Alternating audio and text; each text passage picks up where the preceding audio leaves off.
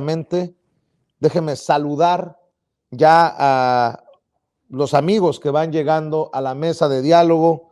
Veo entrar a los compañeros que formarán parte de esta primera mesa de diálogo. Saludo al doctor Ángel Valderas Puga, especialista en petróleo y energía.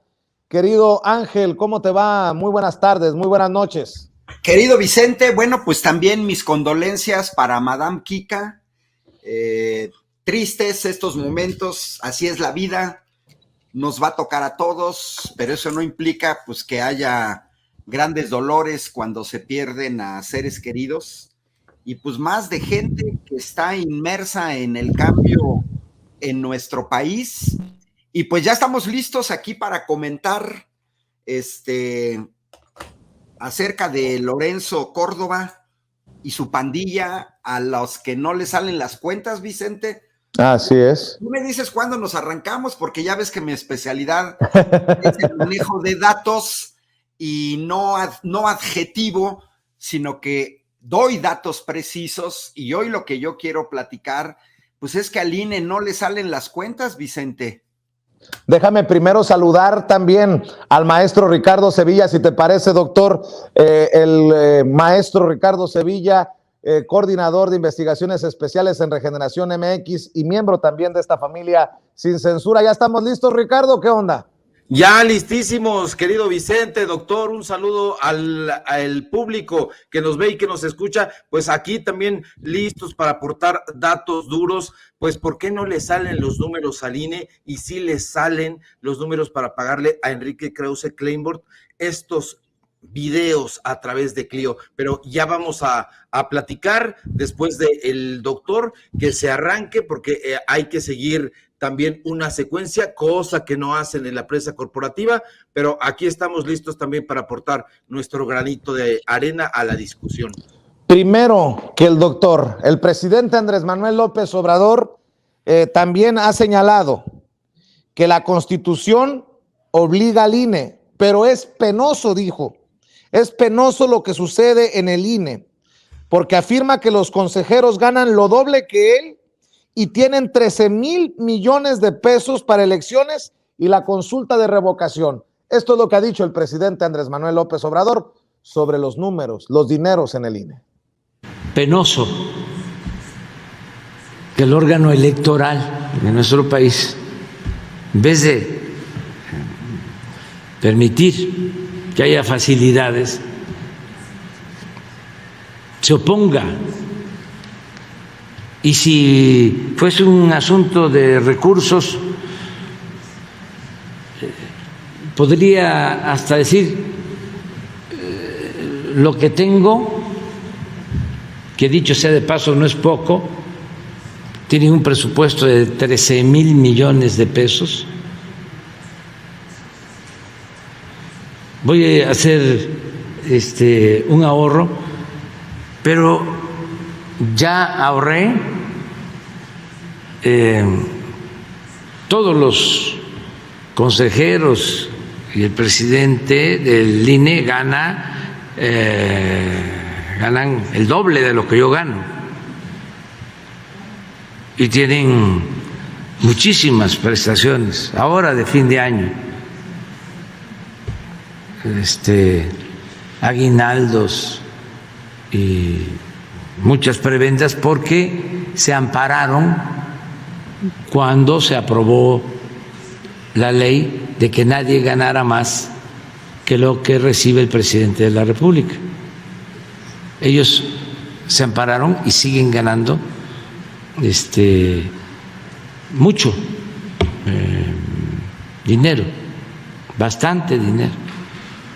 Pero bueno, sin reducir sus sueldos, sus prestaciones, deben de tener recursos, porque el presupuesto contempla fondos para elecciones y consulta, lo contempla, aún no en la cantidad que ellos están solicitando. Bueno, con esos recursos Y aunque dijeran, no vamos a poder. Pues al presidente tampoco le salen las cuentas, doctor Ángel Valderas Puga. Te escuchamos hablar sin censura. Mira, pues el dato duro mata grilla y el dato duro nos exhibe. A ver si puedo compartir alguna pantalla, pero antes de compartir pantalla, mira, vámonos a los datos duros y a la perversidad, pues de los consejeros del INE que andan por la vida diciendo que hubo un recorte. Hace 500 años, y lo repito muchas veces, Maquiavelo decía, para engañar a alguien se necesita del otro lado alguien que se deje engañar. Y si la gente tiene información, no se deja engañar. Primer dato duro. Es falso, totalmente falso, que al INE se le hayan recortado su presupuesto para 2022. Porque la cuestión es muy sencilla. Simplemente tenemos que comparar cuánto presupuesto ejercieron en 2021, que fueron 19,593 millones de pesos, y cuánto se les autorizó para 2022, que fueron 19,736 millones. Es decir, el primer dato, Vicente, Ricardo, es que el INE recibe para 2022 143 millones de pesos más que los que recibió en 2021. Digo, una persona que gana 365,000 pesos mensuales, que no entiende el significado de recorte, o es que tiene problemas fuertes en el lenguaje, o es que tiene fuertes problemas en aritmética, por no haberle puesto atención a la maestra Lupita en la primaria, pues porque 763 es más grande que 593. Segundo dato que tenemos que tener claros mexicanos y mexicanas. El padrón al 20 de diciembre de 2021 es de 93 millones de personas, aproximadamente. Si dividimos esos 19,736 millones de pesos entre el número de inscritos al padrón electoral, eso nos da 212 pesos por persona. Ojo, tenemos de los aparatos electorales más caros del mundo. Un país con 60 millones de pobres tiene uno de los aparatos electorales más caros del mundo.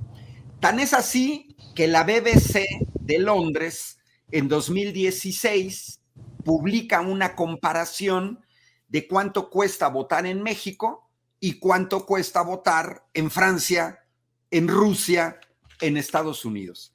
Las diferencias son sorprendentes, pero sorprendentes. En 2021, cada voto en México costó $27, 540 pesos, $27, mientras que en Francia costó 1.88 en 2016, 1.88, y en Estados Unidos $12 por voto. Que alguien nos explique, Vicente, Ricardo, por qué en México cuesta 14 veces más un voto que en Francia. No tiene ninguna lógica.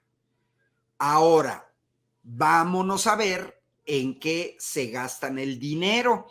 ¿Por qué nos dicen a los mexicanos que no les alcanza el dinero? A ver, en 2021, el INE, prácticamente podemos decir que el INE recibe en 2022 lo mismo que en 2021. Poquito más. 140 millones es poco en el contexto de más o menos podríamos cerrar a 20,000 millones de pesos. Bueno, pero en 2021, ojo, en 2021, los mexicanos y las mexicanas hubo elecciones en 15 gubernaturas, en 300 distritos federales, en 673 distritos locales y en 2,446 ayuntamientos, además de la consulta del juicio a expresidentes. Eso fue en 2021. Entonces, es muy relevante que las mexicanas y los mexicanos tengamos claro esto. Voy a compartirles una pantalla que son datos oficiales del INE, tomados del INE, perfecto. Si me la dejan un momento, aquí se desmontan las grandes mentiras del INE. Miren, esa tabla que tengo ahí es el presupuesto del INE en 2021. Vean, 19,593 millones. Sin embargo, vean que el presupuesto base es casi del 55%, son 11,000 millones, y luego remarqué en azul que organizar el proceso electoral federal fueron 7,000 millones, más o menos, aproximadamente. Todo lo demás de los 20,000 millones, o sea, 13,000 millones, 12,000 millones, no tienen nada que ver con organizar procesos electorales. O sea, dices tú, oye, entonces te dimos 20,000 millones para organizar todas estas elecciones. Ahora, ¿qué vas a organizar en 2022? No vas a organizar 15 elecciones de gubernaturas, vas a elegir 6. No vas a organizar ninguna elección, ningún distrito federal, ni en ningún distrito local, ni en ayuntamientos. Y en vez de la consulta, es el referéndum revocatorio. Se te está dando el mismo dinero. Ojo, se les debería dar el menos dinero. Hoy en la jornada, en la columna Dinero, Enrique Galván Ochoa presenta los presupuestos del INE de 2014 a 2022, aunque trae un error en el de 2022. Pero ahí podemos ver que en los años electorales al INE se le aporta más presupuesto, pasa el año electoral y se les otorga menos. 2014, 7,700 millones. 2015, año electoral, 13,000 millones. 2016, que no gobernaba Andrés Manuel López Obrador, se les bajó a 11,000 millones. 2017, que no era año electoral, se les bajó a 10,000 millones. Lógicamente, 2018 viene el proceso electoral federal, se aumenta a 17,000 millones. En 2019 vuelve a bajar a 10,000 millones. En 2020 vuelve a bajar a 11,000 millones. Se le vuelve a aumentar en 2021 a 19,000 millones. Se le debería de recortar y mucho en 2020. Sin embargo, prácticamente se les deja lo mismo. Es decir, no es posible que este INE, que estos consejeros nos vengan con el cuento de que no les alcanza y que también se quejen, porque yo no los recuerdo gritando y estando como plañideras en 2016 o en 2017, cuando no gobernaba Morena y se les disminuyó el presupuesto. Lógicamente, vas a gastar menos. Si ellos mismos, con sus propios datos, nos están exhibiendo que organizar el proceso electoral de 2021 completo les costó casi 8,000 millones de pesos, y en este año no vas a organizar un proceso de tal envergadura, claro que el dinero te alcanza. Es la verdad hasta increíble que nos vengan con el cuento que el ejercicio de revocación de mandato cuesta la mitad de todo lo que costó el proceso electoral de 2021 con toda la complejidad. No le cuadran los números, pueden engañar a gente que no sepa aritmética, pero a la gente que sí sabemos aritmética no nos pueden engañar. Es evidente que no les checan los números. Y cierro con esto para escuchar a Ricardo y me reservo ahorita para decirles lo de la nómina. Suiza, en más de 100 años, ha llevado a cabo más de 306 referéndums. Italia, desde 1946, 74 referéndums en 74 años, o sea, uno por año en promedio. Yo no veo a Suiza y no veo a Italia destinando 3.800 millones de pesos por cada referéndum que aplican. O sea, pero en México sí. Y lo que es más vergonzoso, repito, es un país con 60 millones de pobres. Es necesario desmontar estas mentiras de Lorenzo Córdoba y de sus cómplices.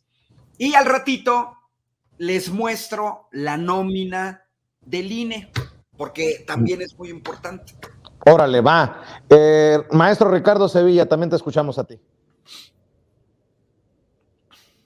Claro que sí, y no les alcanza para abonar a los datos duros que presenta el doctor Ángel Valderas, porque están empleando ese dinero ahorita y hace tiempo en pagarle a Enrique Krause y a Héctor Aguilar Camín. Aquí, hace algunos meses, en las elecciones pasadas, dimos a conocer que el programa de resultados preliminares, el PREP, que es, como mucha gente sabe, pues un instrumento capital dentro de los procesos electorales, se lo entregaron precisamente a un empleado de Enrique Krause y una empleada de Héctor Aguilar Camín. Nosotros lo dimos a conocer aquí en Sin Censura, lo dimos a conocer en un reportaje en Regeneración MX. El INE tuvo que salir a la medianoche a decir que eso era limpio, pero nosotros con datos duros dimos a conocer ahí que el INE estaba infiltrando a estos personajes con tal de manipular este comité técnico asesor del programa de resultados que es el COTAPREP.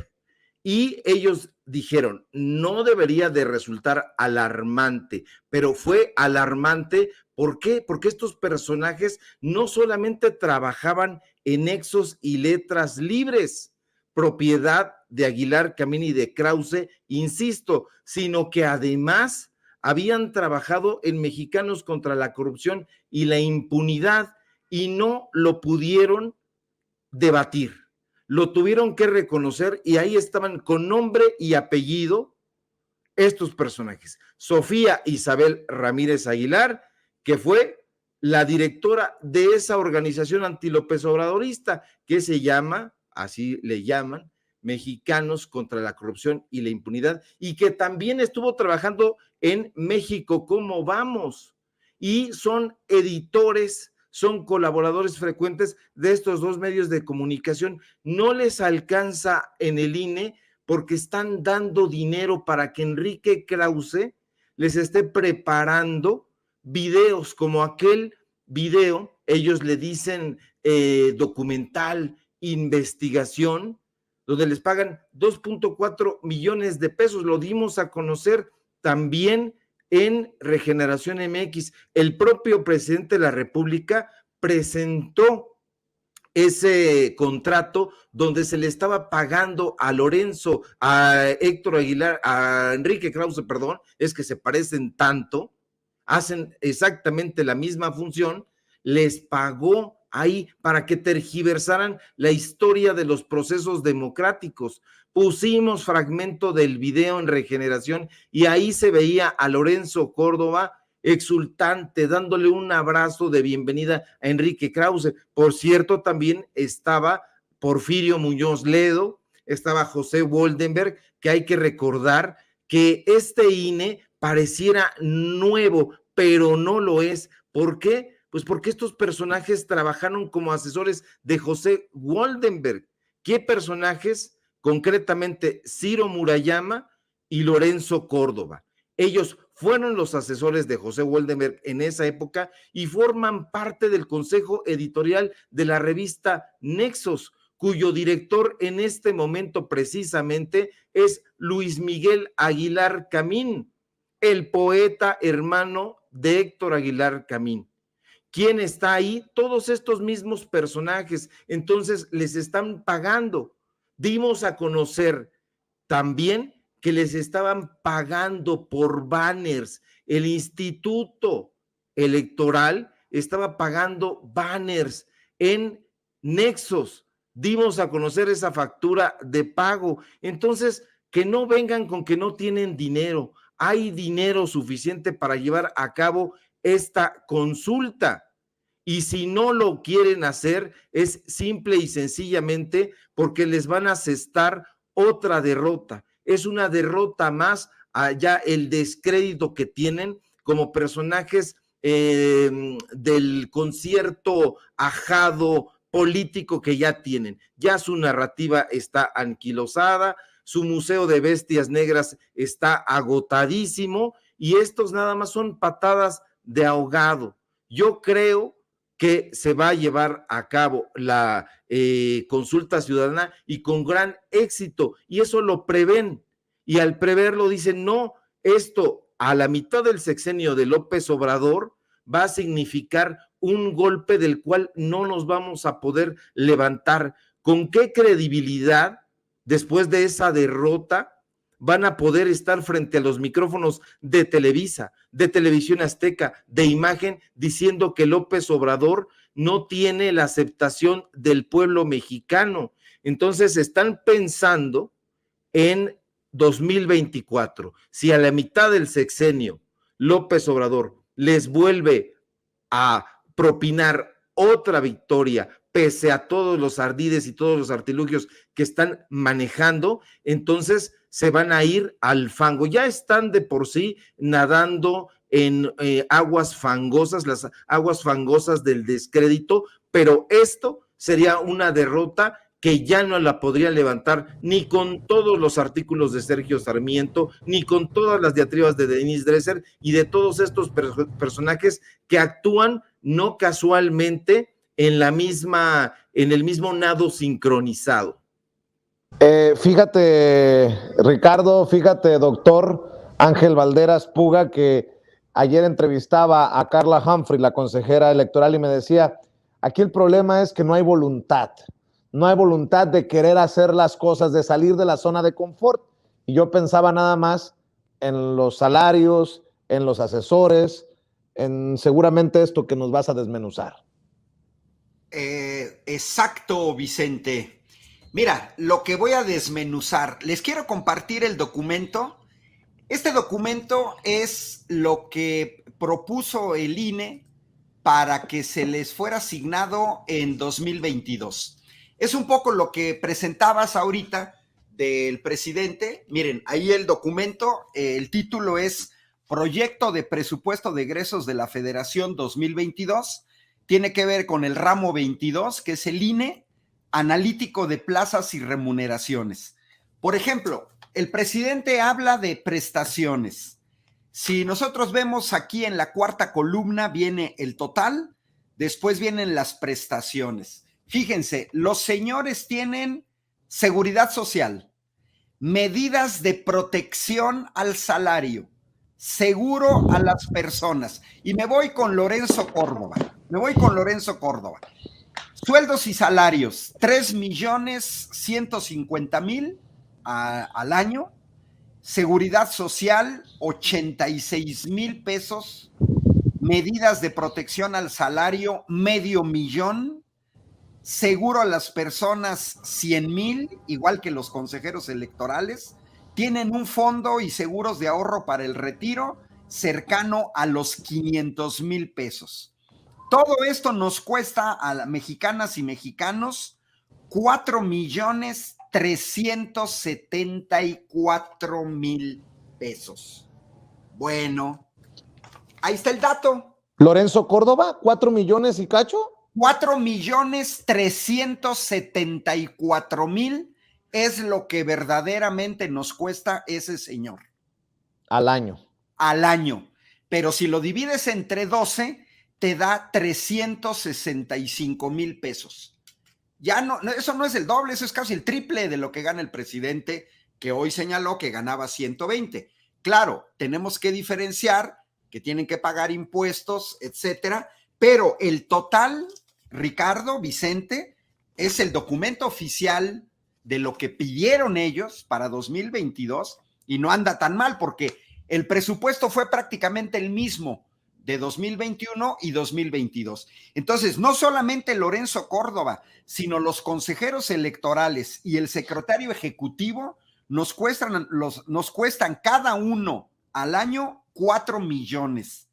Pero no solo, mira, ahí te va, yo ya hice el análisis de este documento, aparecen 20 asesores.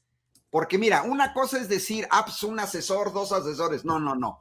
Son 20 asesores. Ojo, 297 directores.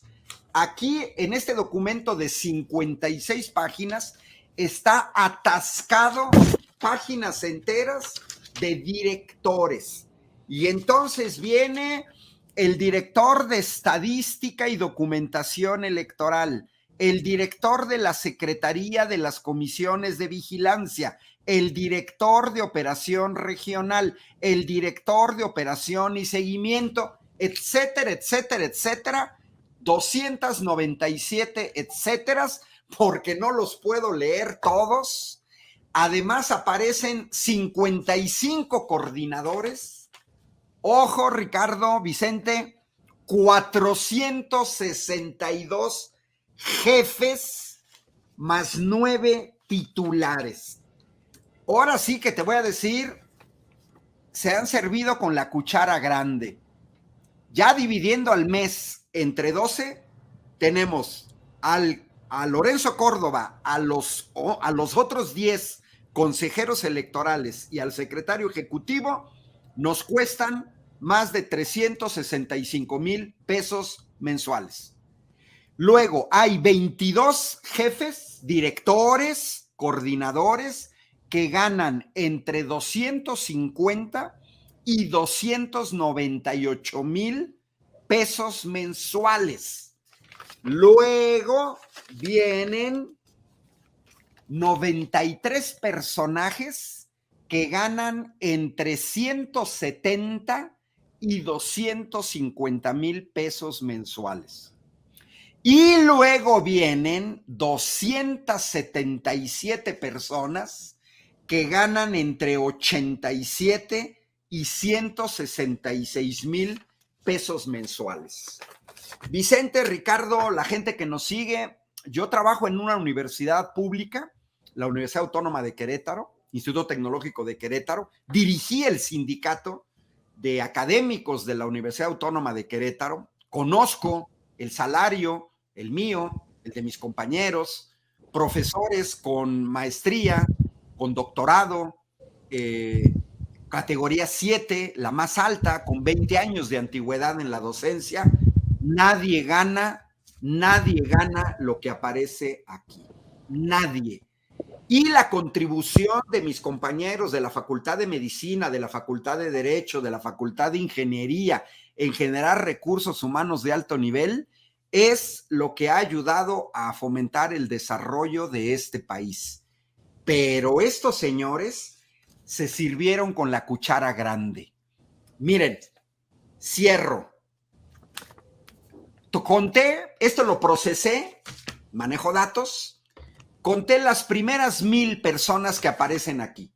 Los primeros 1,000. Bueno, pues los primeros 1,000 nos cuestan a los mexicanos 1,200 millones de pesos en un año. 1,200 millones de pesos en un año. 1,000 personas. En promedio, 1.2 millones de pesos al año cada monito de estos 1,000 del INE, la crema innata del INE. Resultado, 100,000 pesos mensuales es lo que nos cuestan en promedio 1,000 personas. Estamos ante un abuso. Yo saben, Ricardo, Vicente, para mí la metáfora de esto, que es verdaderamente vergonzoso, es como si alguien en un BMW, en un Audi, en un Tesla de 3 millones, se parara en una esquina y se bajara y asaltara a niños de la calle y les quitara los chicles que están vendiendo. Así lo veo. Un abuso que este país no se merece. 60 millones de pobres no merecen nóminas como esto. Y todavía tienen la desvergüenza de quejarse de que no les alcance el dinero. Mira, bastaría que se bajaran el dinero a la mitad. Bastaría que los consejeros electorales, los 11, pusieran el ejemplo y se bajaran el salario a una tercera parte y seguirían ganando 100,000 pesos. Ninguno de estos señores le pagarían 365,000 pesos al año a ninguno de los consejeros. No se los pagarían en Dinamarca, no se los pagarían en Suecia, no se los pagarían en Alemania, no se los pagarían en el Reino Unido, mucho menos en Francia, por el trabajo que hacen. Es vergonzoso, es ofensivo, es deleznable y ni modo, nos toca exhibirlos. Y como pueden ver, Ricardo y Vicente, pues yo no adjetivo, yo parto de los datos y lo que es peor, sus propios datos del INE. Y fíjate que esto es parte, se me viene a la mente de aquello que ha dicho una y otra vez el presidente, que hay cosas que no necesariamente son ilegales, pero sí inmorales. Bueno, pues es una inmoralidad, es inmoral tener estas nóminas en un país con tantos pobres. Y uno pensaría además, Ricardo, con los datos que nos está aportando el doctor Ángel Valderas Puga, que serían esmerados en cuidar las formas, en verdaderamente ser árbitros imparciales. Pero yo no sé si lo otro también les deja una lanita del golpeteo con sesgo en contra del presidente y de la Cuarta Transformación. Por supuesto que les deja dinero porque les pagan por artículo en el Universal. Ahí en el Universal escribe la plana mayor de Nexos y la plana mayor de Letras Libres, y estos personajes, Carlos Loret de Mola, Guillermo Sheridan, Héctor de Mauleón, que son de esos grupos. Leí esta postura ante la suspensión temporal del proceso de revocación de Carla Humphrey. Me parece que forma parte de estos 11 consejeros que ganan esas cantidades estratosféricas de las que ya ha dado cuenta puntual el doctor Ángel Valderas. Adicionalmente, en esa lista habría que ver quiénes son los amigos, quiénes son los primos, quiénes son los concubinos, las concubinarias, porque de pronto alguien imagina que están en las antípodas y resulta que ya salen ahí con un romance, tomaditos de la mano, en eventos de Samuel García, etcétera, etcétera. Pero yo creo que en el caso de Carla Humphrey tendría que hacer algo más, tendría que transparentar un poquito, porque pues ya ocurrió que no dio la cara ahora que nosotros dimos a conocer aquel contrato donde señalamos la corrupción en la Universidad Nacional Autónoma de México, y donde, firmado el contrato por Ricardo Rafael de la Madrid, el sobrino de Miguel de la Madrid Hurtado, y Jorge Volpi Escalante, también aparecía Carla Humphrey. Lo dimos a conocer, lo mencionamos aquí, lo mencionamos en Regeneración, y no salió a dar ninguna postura. ¿Qué es lo que está sucediendo? ¿Por qué vemos a los mismos personajes? ¿Por qué vemos a Jorge Volpi Escalante en ese contrato con Carla Humphrey, pero también lo vemos charlando de lo lindo en la Universidad Nacional Autónoma de México con Lorenzo Córdoba, por ejemplo. Esto uno no quisiera pensar mal, pero hay una frase del pueblo que tanto desprecian estos sujetos que dice: dime con quién andas y te diré quién eres. Y si vemos ahí que sale exultante Lorenzo Córdoba, prácticamente del brazo de Claudio Jicotencal González y de Gustavo de Hoyos, pues uno piensa mal, pero cuando también vemos que tienen sus tentáculos en la Universidad Nacional Autónoma de México, pensamos peor. Habría que ver con mucho detenimiento esa lista que tiene el doctor Ángel Valderas para dar cuenta, quizá uno por uno, cuáles son las identidades de estos personajes y de dónde están entresacados, porque yo creo que podríamos encontrarle muchísimas cosas, y coincido en eso sí, no hay voluntad del INE, pero de este INE que tiene olor a autocracia, la autocracia de Lorenzo Córdoba, que mete ahí a los personajes de Letras Libres, mete a los personajes de Nexos y mete también a los personajes de Mexicanos contra la Corrupción y la Impunidad. Yo estoy casi seguro, y me voy a dar a la tarea de revisar esta lista, y seguramente vamos a encontrar muchísimas revelaciones que en su momento tendríamos que dar a conocer con datos duros, como lo está haciendo el doctor Ángel Valderas, pero definitivamente este INE tiene que reformarse, y se tiene que reformar desde el subsuelo, porque ahí están anidando muchísimas ratas que están lacerando la democracia de este país.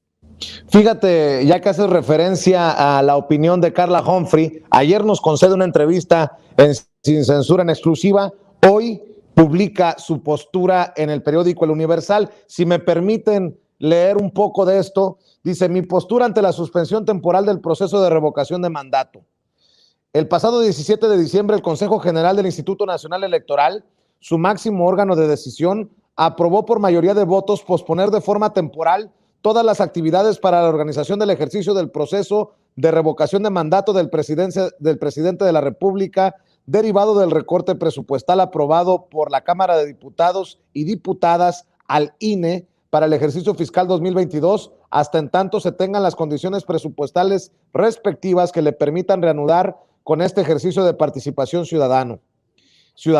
En el acuerdo tomado por el INE, entre otras consideraciones, se indica que dicha posposición estará vigente hasta que la Suprema Corte de Justicia de la Nación resuelva la controversia constitucional presentada por la propia institución, o bien cuando la autoridad competente le genere las suficiencias presupuestales correspondientes. Al respecto, hice públicas mis razones para estar en contra de dicha determinación acordada por 11 de los 11 consejeros y consejeras que integramos el Consejo General del INE.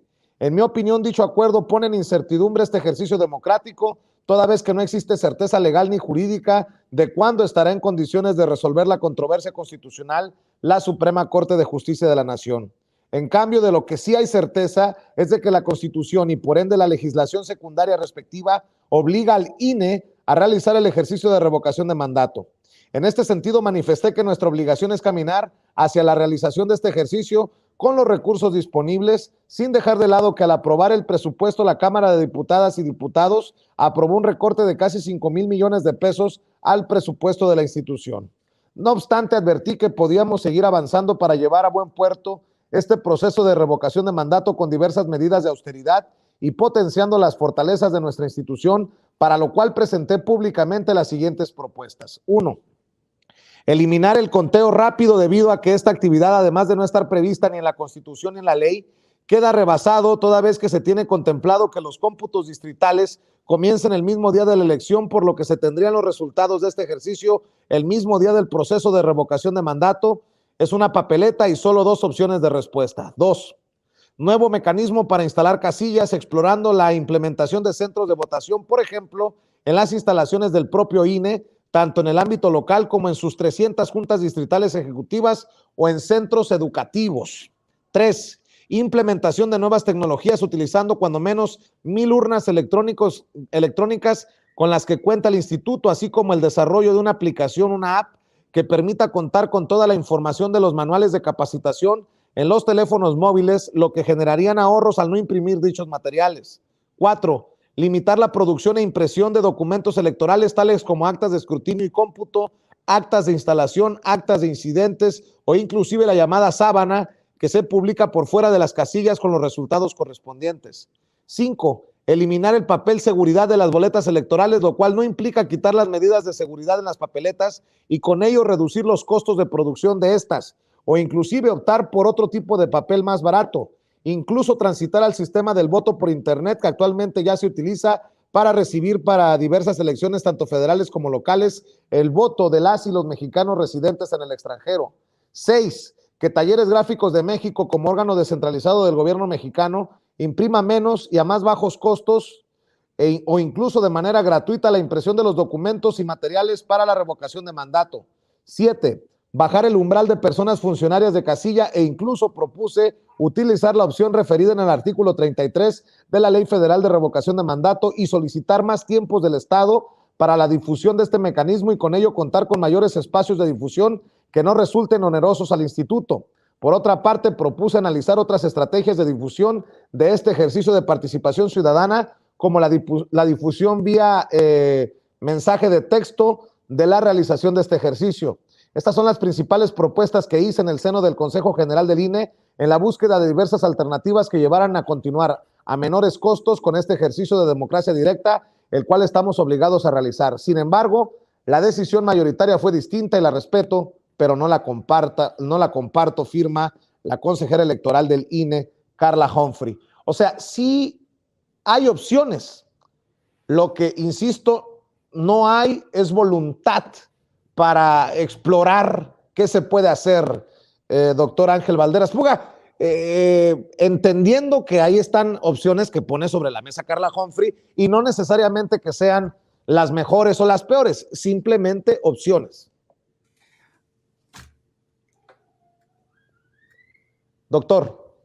Mira, Vicente, opciones siempre hay, porque como acabo de mostrar, se podrían bajar el sueldo de manera definitiva, poniendo el ejemplo, los consejeros al triple, que se lo bajaran 3 veces. Es una propuesta concreta, que nos demuestren que en vez de ganar 360,000 pesos mensuales, podrían vivir con 120,000 pesos mensuales. Y luego que le bajen a la mitad el salario a todos los demás y con eso nos podríamos ahorrar 600 millones de pesos de manera permanente cada año, 1,800 millones de pesos en 3 años. Ya, esa sería una propuesta muy concreta.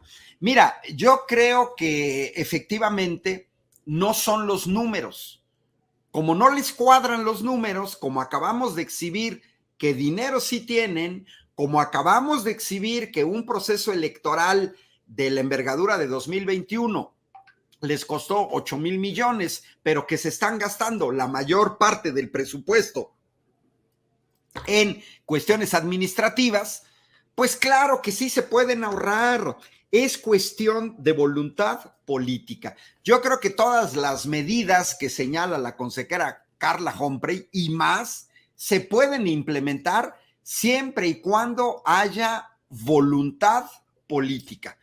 Yo creo que Lorenzo Córdoba, que es quien dirige, es quien hizo la propuesta de posponer la cuestión de la revocación, que además te voy a decir, yo por ejemplo, pues apoyo a Andrés Manuel López Obrador y no me interesa se hace o no se hace la revocación de mandato. Yo sé que el apoyo lo tiene y que sigue hasta 2024. Más bien no es eso lo que tenemos que cuestionar. Creo que lo que tenemos que cuestionar es esta actitud de los consejeros del INE de seguir chantajeando para vivir con lujos, poniendo como pretexto que ellos son como guardianes de la democracia. En otros países son figuras inútiles, no existen institutos nacionales electorales. Recordemos que el INE le cambian de nombre al muy desprestigiado IFE, que avaló el fraude electoral en 2006 y que además también el INE en 2012 pues avaló el fraude electoral de Enrique Peña Nieto, el fraude electoral de Alfredo del Mazo en el Estado de México, etcétera.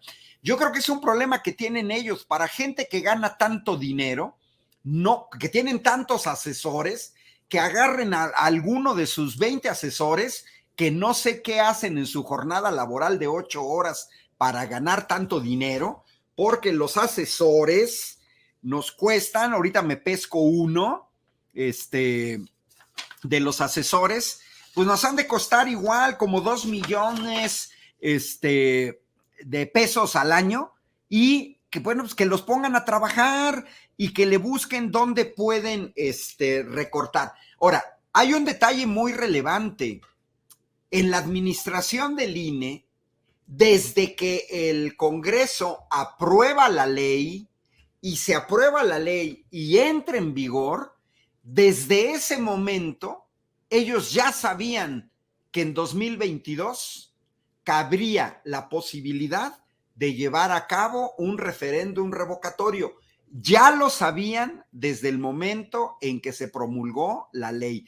Desde ese momento tendrían que haber estado administrando los recursos económicos. Lo más que habría podido pasar es que a la gente no le interesara el referéndum, no se juntara el número de firmas mínimo para que se llevara a cabo. Eso es lo más que habría podido pasar, sí, pero ahorita tendrían sus ahorritos. Yo no les creo a los del INE que se gasten 3,800 millones en un referéndum con una boleta en donde la respuesta es binaria, simplemente sí o no. Es verdaderamente vergonzoso. Entonces, yo creo que opciones tienen, Vicente, sí las tienen. Es cuestión de voluntad política y que no nos vengan con su choro mareador a querer decir el desglose, etcétera, porque sus datos, yo insisto, no checan. Aquí pareciera ser que estamos en una mafia. He visto varias caricaturas. Creo que me sintetiza todo. Está Lorenzo Córdoba con la democracia y con un cuchillo aquí en el cuello. O me dan más dinero o cuello. Yo creo que eso sintetiza un poco. Muy vergonzoso que en un país que está luchando contra una pandemia, en un país que le puso fin al neoliberalismo sin romper ni un solo vidrio, en un país donde la gente vive con pensiones de 2,700 pesos mensuales, 3,500 pesos mensuales, 3,000 pesos mensuales, que fue lo que nos dejó el neoliberalismo, vengan estos señores fifís con sueldos de 365,000 pesos mensuales a seguir exigiendo más dinero. Terminaría con una frase clásica de Andrés Manuel: no tienen llenadera, Ricardo y Vicente. Bueno, pues ojalá que ya se les ponga un alto. Como lo informaba también al inicio del espacio, Ricardo, la Cámara de Diputados presentó ante la Suprema Corte de Justicia de la Nación una demanda de controversia constitucional en contra del Instituto Nacional Electoral, que decidió aplazar diversas fases de la consulta de revocación de mandato. Después de un detallado análisis jurídico realizado por este órgano del Congreso de la Unión, leo en el comunicado, se observaron diversas irregularidades constitucionales que invaden el ámbito de competencia de la Cámara en ejercicio de sus facultades exclusivas en materia presupuestal y de sus facultades legislativas en materia de revocación de mandato, Ricardo Sevilla. Así es, y que es precisamente la queja Humphrey, pero esa queja me parece muy sospechosa, y me parece muy sospechosa porque se publica en el periódico Universal. Y uno dirá, ¿por qué sospechas del periódico Universal? Bueno, porque yo recuerdo que ese periódico es de Eli Ortiz, y Eli Ortiz es aquel personaje del escándalo de los $35,000 que llevaba en efectivo cuando se encontraba de viaje en un avión privado justamente hacia la boda de Carla Humphrey y Santiago Nieto, y se publica esta postura en ese periódico. Ahí ya de entrada me parece sospechoso. Ahora, van a decir, van a escribir en el Universal, van a escribir en el Financiero, toda suerte de diatribas en contra de la revocación de mandato, dirán que no fortalece la democracia electoral, dirán que el presidente López Obrador tiene un alto porcentaje de aceptación y que de someternos a esta consulta, pues bueno, sería un escrutinio muy polarizado porque ese es su caballito de batalla y bueno, ellos van a decir, eso hará evidente la existencia de dos Méxicos, uno a favor del presidente y otro en su contra, porque así ven las cosas en blanco y negro, lo ven, tienen una visión absolutamente maniquea, pero dicen, yo no recuerdo. Así dice, por ejemplo, Fernando García Ramírez, así dice Héctor de Mauleón, Aguilar Camín y todos estos personajes que todos los días están denostando al gobierno de la Cuarta Transformación, que nunca han pedido la renuncia del presidente. Y yo digo, ¿no lo han pedido? Entonces, ¿qué han estado haciendo durante estos 3 años?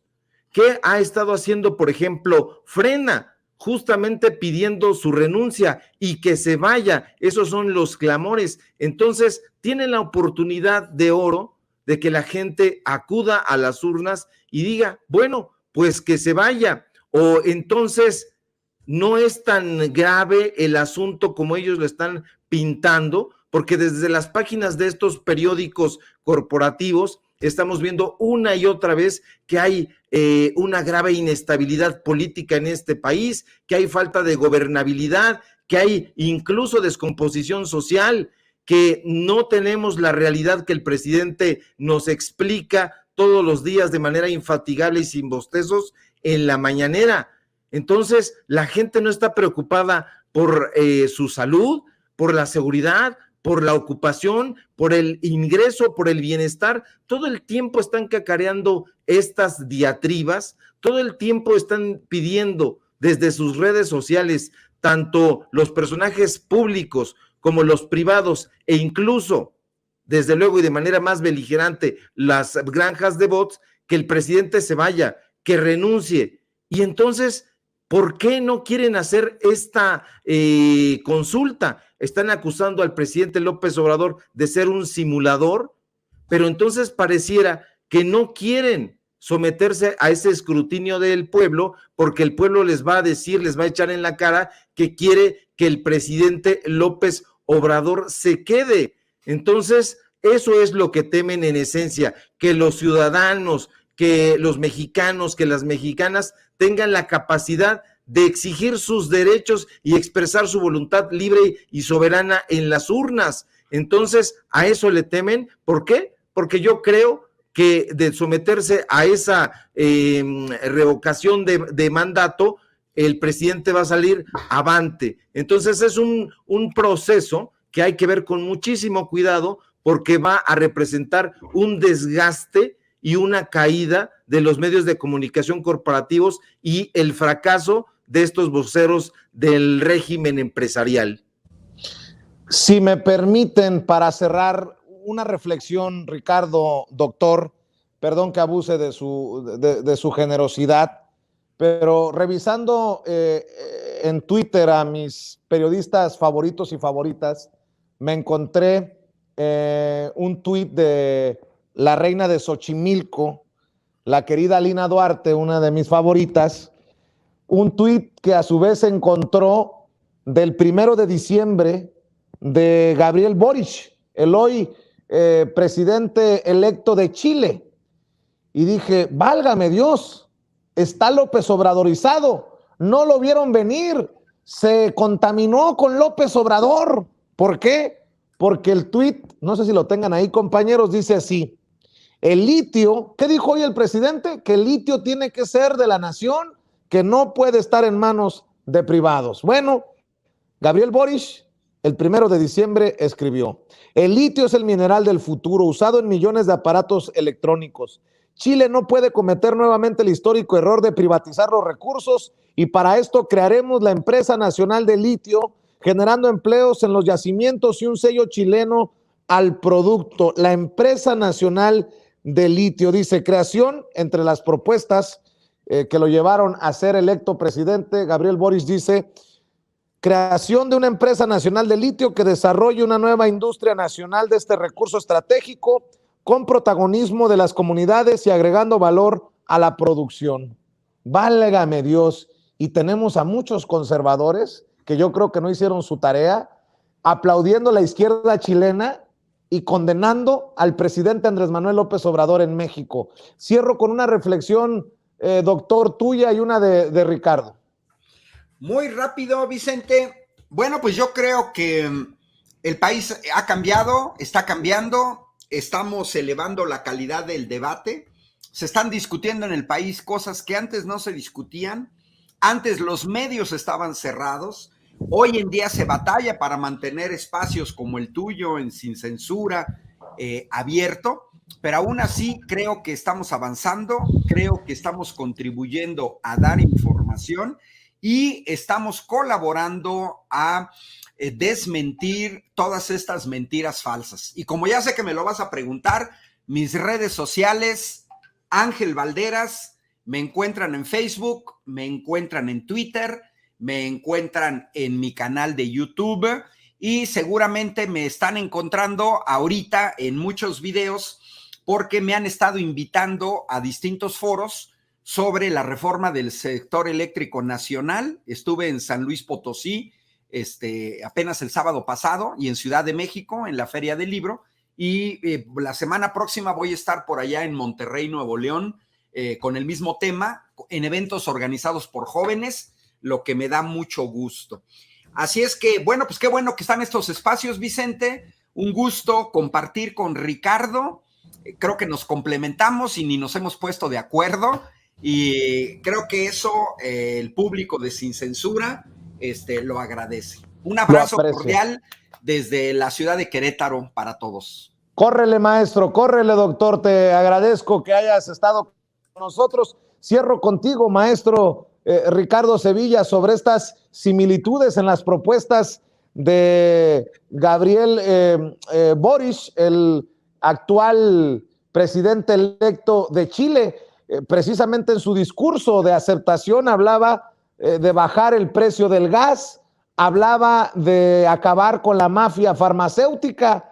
Pues tanto el litio, las farmacéuticas, el gas, suenan muy a López Obrador en México, Ricardo.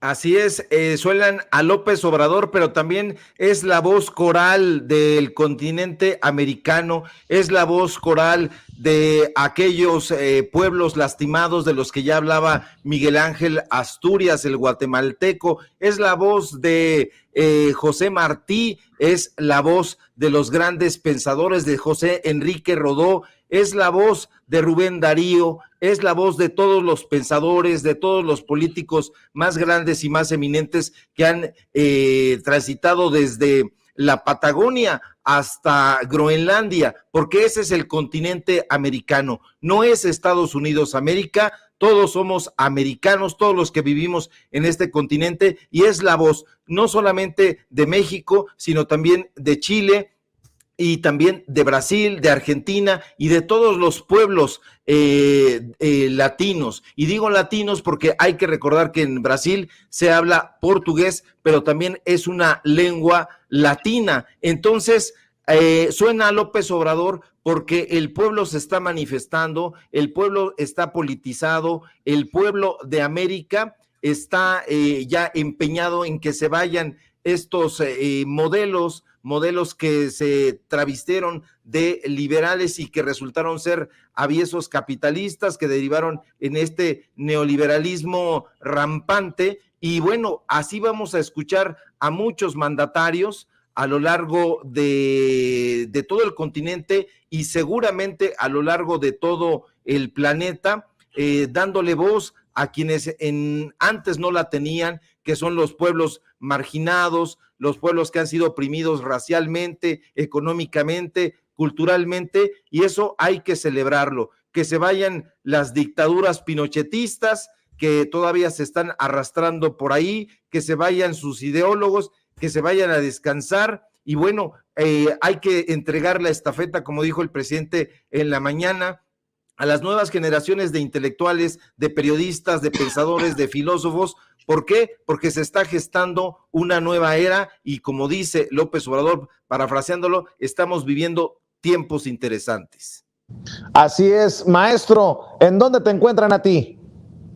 Búsquenme, por favor, querido público memorioso, Vicente, en mis redes sociales, en Twitter, @Sevilla Crítico, en Regeneración, en Los Datos Duros. Ahí tenemos un programa de lunes a viernes de 4 a 5:30, hora del centro de México. Y nos vemos en un rato en Tiempos de Canallas. Y si todo va bien, aquí en Sin Censura, al filo de las 11 de la mañana. Un fuerte abrazo al público, a producción y a ti, querido Vicente.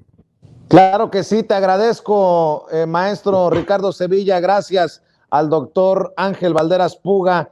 Estamos al pendiente, nos vemos pronto, gracias doctor, gracias maestro.